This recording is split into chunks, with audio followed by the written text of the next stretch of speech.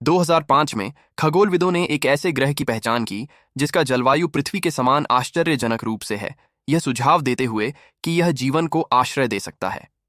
एक साल बाद नासा ने बीकन प्रोजेक्ट शुरू किया, जिसके तहत दुनिया का सबसे शक्तिशाली प्रसारण उपकरण बनाया गया।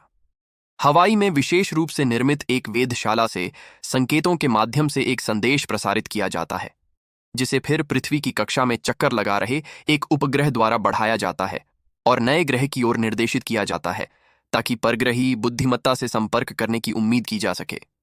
इस बीच एलेक्स एक बार में अपने भाई नौसेना कमांडर स्टोन के साथ अपना जन्मदिन मना रहा है, जो एलेक्स को भर्ती होने के लिए प्रेरित कर रहा है। एलेक्स इस विचार को खारिज कर देता है और स्टोन सामंथा नाम की एक महिला से बात करने जाता है, जो रसोई बंद होने के बावजूद चिकन बरिटो की लगातार मांग कर रही है। उसे प्रभावित करने के लिए एलेक्स पास की एक दुकान की ओर दौड़ता है ताकि उसकी मांग पूरी कर सके, लेकिन उसे ताला लगा हुआ मिलता है। हार न मानते हुए वह छत पर चढ़ता है, एक छत के पैनल को तोड़ता है और अंदर गिर जाता है।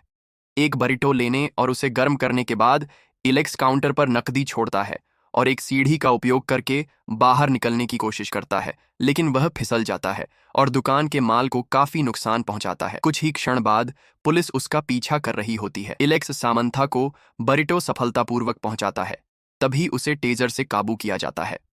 अगली सुबह स्टोन एलेक्स को उसकी लापरवाही के लिए डांटता है। स्थिति इस तथ्य से जटिल हो जाती है कि सामंथा एक एडमिरल की बेटी है, जिससे स्टोन के लिए पेशेवर समस्याएं पैदा हो सकती हैं। वह अपने भाई की महत्वाकांक्षा और जिम्मेदारी की कमी पर अफसोस जताता है और फिर घोषणा करता है कि वह एलेक्स को नौसेना में शामिल होने के लिए मजबूर कर रहा है। कुछ समय बाद हवाई में रिम्पैक का आयोजन होता है, जो दुनिया का सबसे बड़ा अंतर्राष्ट्रीय समुद्री युद्ध अभ्यास है, जिसे राष्ट्रों के बीच सहयोग को बढ़ावा देने के लिए डिजाइन किया गया है। मुख्य आयोजन से पहले एक मैत्रीपूर्ण फुटबॉल टूर्नामेंट आयोजित किया जाता है। एलेक्स, जो अब एक टीम लीडर है और सामंथा के साथ डेटिंग कर रहा है, इसमें हिस्सा लेता है। जापान के खिलाफ फाइनल मैच के दौरान एलेक्स को चेहरे पर लात मार दी जाती है, जिससे पेनल्टी मिलती है। स्टोन, यह देखते हुए कि एलेक्स को संभवतः हल्का सदमा लगा है, सुझाव देता है कि कोई दूसरा खिलाड़ी शॉट ले, लेकिन एलेक्स हठपूर्वक खुद ही इसे करने पर अड़ा रहता है। उसका किक पूरी तरह से लक्ष्य से चूक जाता है और जापान जीत हासिल कर लेता है। उस रात एलेक्स सामंथा को बताता है कि वह उसके पिता से उससे शादी करने की अनुमति मांगने का इरादा रखता है, हालांकि उसे यह परंपरा पुरानी लगती है। कहीं और बीकन प्रोजेक्ट का संकेत गहरे अंतरिक्ष में किसी चीज से संपर्क करता है। अगले दिन एडमिरल टेरेंस शेन उद्घाटन समारोह में एक भाषण देते हैं। एलेक्स देर से पहुंचता है। उसका जहाज पर अपनी टीम में चुपके से शामिल होने का प्रयास उसके वरिष्ठों की नजरों से नहीं बचता। आफ्टर पार्टी में सामंथा एलेक्स के लिए उसके पिता के साथ 5 मिनट की बैठक की व्यवस्था करती है, लेकिन यह स्पष्ट है कि टेरेंस को वह पसंद नहीं है। एक घबराया हुआ एलेक्स अपने भाषण का अभ्यास करने के लिए बाथरूम में पीछे हटता है, जहां उसे नगाटा, उस जापानी खिलाड़ी ने ताना मारा जिसने उसे लात मारी थी। उनकी बातचीत जल्दी ही शारीरिक टकराव में बदल जाती है। कुछ ही क्षण बाद वे टेरेंस के कार्यालय में होते हैं, कमजोर दावा करते हुए कि यह एक दुर्घटना थी। टेरेंस आश्वस्त नहीं होता और दोनों को फटकार लगाता है। फिर वह एलेक्स के साथ निजी तौर पर बात करने के लिए कहता है। उसे बताता है कि वह अपनी क्षमता को बर्बाद कर रहा है और सामंथा बेहतर की हकदार है। अभ्यास का पहला दिन सुचारू रूप से चलता है, जिसमें सभी प्रतिभागी जहाजों, विमानों और हेलीकॉप्टरों की बड़ी सभा को समन्वय करने की अपनी क्षमता का प्रदर्शन करते हैं। उस शाम स्टोन एलेक्स को सूचित करता है कि अभ्यास समाप्त होने के बाद उसे नौसेना से बर्खास्त कर दिया जाएगा। अगले दिन सामंथा एक फिजिकल थेरेपिस्ट के रूप में काम पर होती है। उसका वर्तमान मरीज मिक है, एक पूर्व कर्नल जिसने युद्ध में दोनों पैर खो दिए। वह अपनी चोट के बाद से गहरे अवसाद में है, इसलिए सामंथा उसे चिकित्सीय सैर पर ले जाती है। उसमें जीवन के प्रति एक नया दृष्टिकोण डालने की कोशिश करती है। उसी समय एक विशाल वस्तु बृहस्पति के पास से गुजरती है और 5 टुकड़ों में विभाजित हो जाती है। पारग्रही संपर्क विभाग इसे अपने रडार पर पकड़ता है और नासा, वायुसेना और बीकन प्रोजेक्ट को सचेत करता है। वस्तुएं एक सुनियोजित गठन में पृथ्वी की ओर बढ़ रही हैं। यह संकेत देती हैं कि वे बुद्धिमान अंतरिक्ष यान हैं, न कि उल्का पिंड। एक यान एक उपग्रह से टकराता है, मुख्य समूह से अलग होकर विघटित हो जाता है। बाकी 4 यान प्रशांत महासागर में उतरते हैं, जिसे सामंथा और मिक पहाड़ियों से देखते हैं। क्षतिग्रस्त यान हांगकांग में दुर्घटनाग्रस्त हो जाता है, कई इमारतों को नष्ट कर देता है और हजारों लोगों की जान ले लेता है। गिरता मलबा और हजारों लोगों की जान लेता है क्योंकि लोग भागने की कोशिश करते हैं। तकनीशियन जल्द ही पुष्टि करते हैं कि यान उस लक्षित ग्रह से आए हैं, जिसका अर्थ है कि वे मानवता के संकेत का जवाब दे रहे हैं। हवाई में सभी जहाज रिम्पैक अभ्यास को रोक देते हैं और महासागर की खोज शुरू करते हैं, हालांकि परग्रही यान उनके रडार सिस्टम पर दिखाई नहीं देते। चीनी वैज्ञानिक दुर्घटनाग्रस्त यान के टुकड़ों का विश्लेषण करते हैं और पाते हैं कि यह एक अज्ञात सामग्री से बना है, जिसमें एक ग्रिड जैसा पैटर्न है जो एक संचार सरणी प्रतीत होता है। कुछ घंटों बाद हवाई में जहाज पानी पर एक अजीब हलचल देखते हैं, जो अभी भी उनके रडार के लिए अदृश्य है। जांच के लिए एक छोटी नाव भेजी जाती है। वे संपर्क करने की कोशिश करते हैं, लेकिन कोई जवाब नहीं मिलता। एलेक्स धातु की सतह पर बिना किसी घटना के कूदता है, लेकिन जब वह मुख्य संरचना को छूता है तो एक शक्तिशाली बिजली का झटका उसे पानी में उड़ा देता है। जैसे ही उसकी साथी कोरा उसे सुरक्षित खींचती है, परग्रही यान शुरू होता है और आकाश में 2 किरणें छोड़ता है, जिससे क्षेत्र के चारों ओर एक विशाल बल क्षेत्र उत्पन्न होता है और आधा बेड़ा इसके अंदर फंस जाता है। बल क्षेत्र के अंदर के जहाज बाहरी दुनिया के साथ सभी संचार खो देते हैं और उनके रडार सिस्टम विफल होने लगते हैं। एक फाइटर जेट बल क्षेत्र को भेदने की कोशिश करता है और तुरंत नष्ट हो जाता है। अचानक परग्रही यान पानी से बाहर निकलते हैं, यह प्रकट करते हुए कि वे विशाल और अत्यधिक उन्नत हैं। जब स्टोन अपने जहाज का हॉर्न बजाता है चेतावनी के रूप में, तो एक परग्रही यान एक शक्तिशाली ध्वनि तरंग उत्सर्जित करता है जो हर खिड़की को तोड़ देता है और चालक दल को घायल कर देता है। नौसेना फिर एक चेतावनी मिसाइल दागती है, जिसका कोई प्रभाव नहीं पड़ता।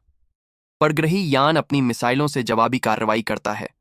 सैनिक उनमें से अधिकांश को मार गिराने में सफल होते हैं, लेकिन एक मिसाइल जहाज को लगती है, जिससे भारी नुकसान और हताहत होते हैं। छोटी नाव पर चालक दल परग्रही यान के साथ गोलीबारी का आदान प्रदान करता है, जबकि उसके हमलों से बचता है। स्टोन मुख्य जहाज को गोली चलाने का आदेश देता है, लेकिन उनकी लक्ष्य प्रणालियां ध्वनि तरंग से क्षतिग्रस्त हो गई थीं, जिससे उनका हमला अप्रभावी हो गया। परग्रही यान जवाब देता है और फिर से सैनिक सभी आने वाली मिसाइलों को रोक नहीं पाते। एक मिसाइल जहाज पर विस्फोट करती है, जिससे कई लोग मर जाते हैं और एक छेद बन जाता है जो एक गलियारे में पानी भर देता है। एक हताश स्टोन अपने चालक दल को गोलीबारी जारी रखने का आदेश देता है, लेकिन दुश्मन बहुत बड़े पैमाने पर जवाब देता है और पूरा जहाज नष्ट हो जाता है। अपने भाई की मृत्यु को देखने के बाद एलेक्स नाव को बेड़े में वापस लाता है। उसे पता चलता है कि हमले में सभी वरिष्ठ अधिकारियों की मृत्यु हो गई है और वह अब रैंकिंग अधिकारी है और कमान में है। बदले की इच्छा से प्रेरित एलेक्स चालक दल को पूर्ण हमले की तैयारी करने का आदेश देता है। जापानी जहाज पर नगाटा अपने लोगों को समर्थन प्रदान करने का आदेश देता है। परग्रही तुरंत जवाबी कार्रवाई करते हैं, एक विशाल विस्फोट के साथ नगाटा के जहाज को अक्षम कर देते हैं। एलेक्स का चालक दल उसे अपने हमले को छोड़ने के लिए मना लेता है। वे जहाज को मोड़ते हैं और डूबते जापानी जहाज से नाविकों को बचाने के लिए आगे बढ़ते हैं। कोई तत्काल खतरा न होने पर परग्रही यान अपने हथियारों को वापस ले लेता है। हालांकि मुख्य परग्रही संरचना फिर से शुरू होती है। कतरन मशीनों का एक झुंड और एक छोटा विमान लॉन्च करती है। 2 कतरन मशीनें हवाई के सैन्य अड्डे पर उतरती हैं, अपने रास्ते में सब कुछ नष्ट कर देती हैं। एक अन्य शहर में एक बेसबॉल खेल के दौरान उतरती है। ये एक छोटे बच्चे के सामने रुकती है, लेकिन उसे अनदेखा करती है। इसके बजाय मशीनरी और बुनियादी ढांचे जैसे पुलों को निशाना बनाती है, जिससे कारें नीचे गिर जाती हैं। पहाड़ियों से मिक और सामंथा छोटे विमान को ऊपर से उड़ते हुए देखते हैं। पुलिस आती है और उन्हें खाली करने का आदेश देती है, लेकिन मिक इनकार करता है। परग्रहियों को देखने के लिए दृढ़ संकल्पित विमान वेधशाला के पास उतरता है और इसका पायलट सुविधा का निरीक्षण करने के लिए उतरता है। जब पुलिस कारें पास आती हैं, एक शक्तिशाली शॉक वेव उन्हें अक्षम कर देता है और पायलट हमला करता है। जापानी नाविकों को बचाते समय चालक दल उस परग्रही पायलट को खोजता है जो उपग्रह टकराव के दौरान गिर गया था। वे उसका हेलमेट हटाते हैं करीब से देखने के लिए और परग्रही जाग जाता है। एलेक्स का चेहरा पकड़ लेता है और उसे एक दृष्टिकोण थोपता है, जिसमें ये परग्रही आकाश गंगा भर में अनगिनत ग्रहों को जीतते हुए दिखाई देते हैं। फिर एक विस्फोट जहाज को हिलाता है और पतवार में एक छेद के माध्यम से परग्रही सैनिक अंदर घुसते हैं, अपने पायलट को लेते हैं और चले जाते हैं। एलेक्स एक रेडियो रिपोर्ट सुनता है कि एक अन्य खंड में 2 लोग नीचे हैं। यह संकेत देता है कि एक परग्रही तोड़फोड़ करने वाला पीछे छूट गया था। जहाज को लॉकडाउन पर रखा जाता है क्योंकि तलाशी शुरू होती है। एक सीढ़ी पर एक सैनिक को अचानक ऊपर खींच लिया जाता है और गलियारे में फेंक दिया जाता है। हथियार प्रणाली कक्ष में दरवाजा लात मारकर खोला जाता है और परग्रही प्रकट होता है। यह एक तकनीशियन को अनदेखा करता है और हथियारों को स्कैन करना शुरू करता है। जब वह व्यक्ति हस्तक्षेप करने की कोशिश करता है, परग्रही उसे आसानी से दीवार के खिलाफ फेंक देता है। तकनीशियन परग्रही पर एक उपकरण से हमला करता है, लेकिन आसानी से हार जाता है। तभी इलेक्स आता है और गोली चलाता है, लेकिन उसकी गोलियां परग्रही के कवच के खिलाफ बेकार हैं। जब परग्रही उससे उलझता है, कोरा पीछे से प्रकट होती है और कई हथियारों को छोड़ती है, लेकिन परग्रही जल्दी से उसे निहत्था कर देता है और अक्षम कर देता है। इलेक्स उसे हथियार नियंत्रणों के पास भेजता है और परग्रही को बाहर लुभाता है। कोरा जहाज की तोप को घुमाती है और जैसे ही एलेक्स रेलिंग के ऊपर से कवर के लिए कूदता है, तोप गोली चलाती है। आखिरकार उनके दुश्मन को मार डालती है। पहाड़ियों पर मिक और सामंथा पुलिस कारों के मलबे को खोजते हैं। सामंथा एक मृत अधिकारी से चाबियां लेती है और वे परग्रहियों को देखते हैं और जल्दी से छिप जाते हैं। परग्रही घोड़ों की आवाज को हलचल समझकर आगे बढ़ जाते हैं। मिक कुछ हथियार बचाता है, जबकि सामंथा एकमात्र कार्यात्मक कार में रेडियो का उपयोग करने की कोशिश करती है। अचानक उनकी मुलाकात कैल, वेधशाला कर्मचारी, से होती है। वह बताता है कि परग्रहियों ने इमारत पर कब्जा कर लिया है और पृथ्वी के उपग्रहों का उपयोग करके अपने गृह से संपर्क करने की कोशिश कर रहे हैं, क्योंकि उनका अपना संचार यान वह था जो दुर्घटनाग्रस्त हुआ था। यदि वे सफल हो गए तो एक पूरी परग्रही आक्रमण सेना पृथ्वी पर उतरेगी। इस बीच सरकार अंततः मीडिया को परग्रही आक्रमण की घोषणा करने की अनुमति देती है और विश्व नेता शांति की अपील करते हैं। फिर भी व्यापक दहशत फैल जाती है, जिससे सड़कों पर दंगे शुरू हो जाते हैं। जहाज पर एक सैनिक परग्रही का हेलमेट पहनता है। यह नोट करता है कि यह धूप के चश्मे जैसा दिखता है। वह परग्रही की सरीसृप जैसी आंखों को याद करता है और परिकल्पना करता है कि छिपकलियों की तरह वे तेज धूप के प्रति संवेदनशील हैं और सुरक्षा के लिए कवच पहनते हैं। चालक दल इस जानकारी का उपयोग करने के तरीके पर विचार मंथन करता है, जो एक कठिन कार्य है क्योंकि उनका रडार परग्रहियों का पता नहीं लगा सकता। नगाटा सुझाव देता है कि परग्रही भी मनुष्यों को नहीं देख सकते, केवल प्रत्यक्ष आक्रामकता पर प्रतिक्रिया करते हैं। वह सुनामी चेतावनी बुआओं के नेटवर्क का उपयोग करके परग्रही जहाजों की गति से होने वाले जल विस्थापन को ट्रैक करने का प्रस्ताव देता है। तकनीशियन बुआ डेटा तक पहुंचते हैं और एक व्यापक नक्शा बनाते हैं। प्रभावित होकर इलेक्स नगाटा को ऑपरेशन का प्रभारी बनाता है। टीम ग्रिड की निगरानी करती है और तुरंत एक चलते हुए अंतरिक्ष यान का पता लगाती है, जिससे उन्हें त्वरित प्रतिक्रिया करने और गोली चलाने की अनुमति मिलती है। शॉट चूक जाता है और परग्रही जहाज बेड़े की ओर बढ़ना शुरू करता है। एक अन्य यान को उड़ते हुए देखकर सामंथा चाहती है कि वह एलेक्स को वेधशाला के बारे में सूचित कर सके। कैल समझाता है कि परग्रही एक जैमिंग पल्स का उपयोग कर रहे हैं, जिसमें अंतराल हो सकते हैं जो बल क्षेत्र के माध्यम से एक संदेश भेजने की अनुमति दे सकते हैं। ऐसा करने के लिए उसे एक उपकरण की आवश्यकता है जो उसने वेधशाला में छोड़ दिया था। मिक एक अनिच्छुक कैल को इसे लेने के लिए वापस जाने के लिए मजबूर करता है। कैल चुपके से वेधशाला में वापस रेंगता है, पीछे के दरवाजे से प्रवेश करता है और अपना उपकरण लेता है। एक परग्रही उसके पीछे प्रकट होता है और धातु संरचना को छूता है, लेकिन कैल को देखने में विफल रहता है, जिससे वह भाग निकलता है। इलेक्स का जहाज एक और शॉट दागता है, जो भी चूक जाता है, और इस बार परग्रही जवाबी कार्रवाई करते हैं। जहाज आने वाली मिसाइलों को चकमा देने या मार गिराने में सफल होता है, हालांकि विस्फोट जहाज को हिलाते हैं। अब परग्रही जहाजों के बहुत करीब होने के साथ मनुष्यों का अगला हमला निशाने पर लगता है, जिससे दो दुश्मन यान गिर जाते हैं। उसी क्षण सामंथा जहाज से संपर्क करने में सफल होती है। वह एलेक्स को सूचित करती है कि परग्रही 4 घंटे में अपने गृह से संपर्क स्थापित कर लेंगे और उन्हें उससे पहले वेधशाला को नष्ट करना होगा। एलेक्स और जानकारी प्राप्त करने की कोशिश करता है, लेकिन कनेक्शन टूट जाता है। फिर टीम बुआ चार्ट पर अनियमित जल विस्थापन देखती है।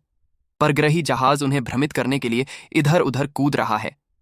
एलेक्स एक योजना बनाता है और चालक दल को हथियार तैयार करने का आदेश देता है। रात भर जहाज द्वीप की ओर बढ़ता है, सुबह के हमले के लिए खुद को स्थिति में लाता है। जैसे ही परग्रही जहाज सुबह के समय पास आता है, वे सूरज के उगने का इंतजार करते हैं और फिर गोली चलाते हैं, इसकी खिड़कियों को तोड़ देते हैं। धूप तुरंत परग्रही चालक दल को अंधा कर देती है और मानव सैनिक एक तेज मिसाइल हमला शुरू करते हैं, जिससे अंतरिक्ष यान नष्ट हो जाता है। अचानक कतरन मशीनें लौटती हैं और एलेक्स के जहाज को तोड़ना शुरू कर देती हैं, जिससे कई हताहत और विस्फोट होते हैं। एक व्यक्ति एक गलियारे में फंस जाता है, लेकिन कोरा उसे समय पर सुरक्षित खींच लेती है। जैसे ही जहाज डूबने लगता है, चालक दल इसे छोड़ देता है, लाइफबोट्स पर भाग जाता है। एलेक्स और नघाटा एक दूसरे की मदद करते हुए डूबते जहाज के सबसे ऊंचे बिंदु पर चढ़ते हैं और विस्फोट से ठीक पहले कूद पड़ते हैं। पहाड़ियों से इसे देखते हुए सामंथा और मिक वेधशाला की ओर बढ़ते हैं, जबकि कैल पीछे रहने का फैसला करता है। लाइफ बोट्स पर सैनिक हताश महसूस करते हैं, लेकिन एलेक्स उन्हें एक नई योजना के साथ प्रेरित करता है। वे एक सेवा मुक्त युद्धपोत का उपयोग करेंगे, जो अब एक संग्रहालय है। वे जहाज पर सवार होते हैं और पाते हैं कि इसके सिस्टम पुराने हैं, जिन्हें मैन्युअल फायरिंग की आवश्यकता है। उनके पास इसे संचालित करने के लिए जनशक्ति और अनुभव की कमी है, लेकिन सौभाग्य से रिम्पैक में भाग लेने वाले सेवानिवृत्त दिग्गज आते हैं, मदद करने के लिए तैयार। दोनों चालक दल एक साथ काम करते हैं, संग्रहालय की सजावट को हटाते हैं, पुराने सिस्टमों को शुरू करते हैं और आवश्यक मरम्मत करते हैं।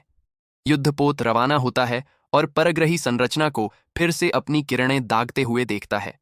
इस बार यह पानी से उठता है, एक विशाल युद्ध स्टेशन में बदल जाता है, जिसमें कई हथियार हैं।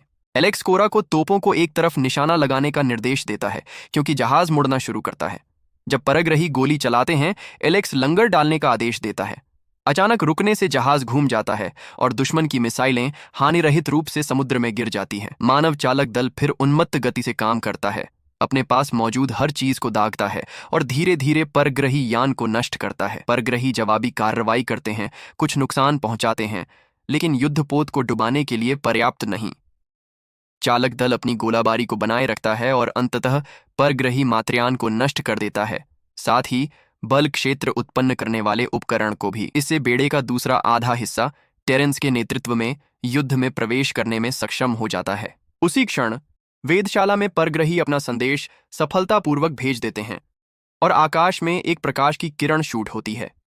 मिक और सामंथा पुलिस कार में आते हैं और इसे विद्युत नालियों के माध्यम से दुर्घटनाग्रस्त कर देते हैं। यह प्रसारण को रोक देता है, लेकिन सामंथा और बंदूक अब वाहन में फंस जाते हैं।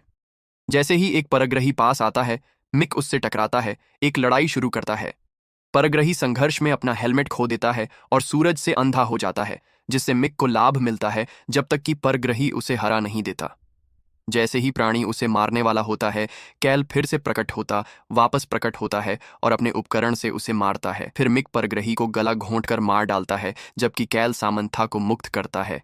त्रिकोण भाग जाता है, क्योंकि अन्य परग्रही उपकरण को फिर से जोड़ने की कोशिश शुरू करते हैं ताकि संदेश फिर से भेजा जा सके।